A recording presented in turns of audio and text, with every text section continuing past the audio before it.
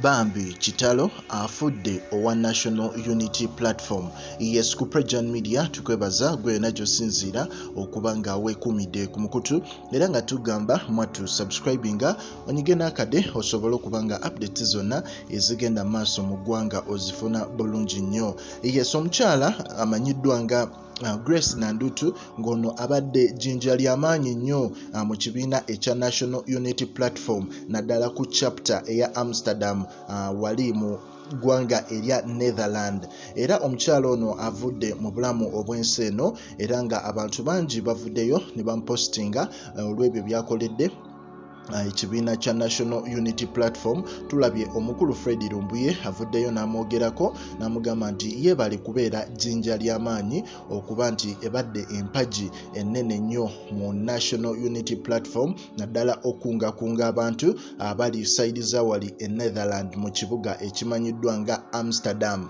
So mu mbeera eyo omukyalo ono ab'enganda ne famire ye fenga Prejan Media tugamba rest in peace, yeebale kubeera ku tafaali lyayongedde ku struggle era nga tumwebaza emirimu gyonna gy'akoledde struggle yadde avudde mu bulamu bw'ensi eno naye nga Prejan Media tumuselebratinga oba tumujaguza okumwebaza okubeera omuvumu n'aba nga yasobola naye okuyimirira wakati mu bizibu mu intimidations n'aba nga ayimirira n'agamba ekintu kimu nti essaawa etuuse tubeereko n'enkyukakyuka mu ggwanga erya Uganda. Abamu bagenda e Bulaaya naye mwattu olutuuka e Bulaaya ebyensi yaabwe ne babyerabira ne batandika kukola byabwe, naye omukyalo ono abadde n'omutima ogujjukira owa gye yava. Kyova olaba nti abadde empagi nnene nnyo mu struggle era nga ffe ku Prejan Media tugamba bugambi rest in peace Grace Nandutu.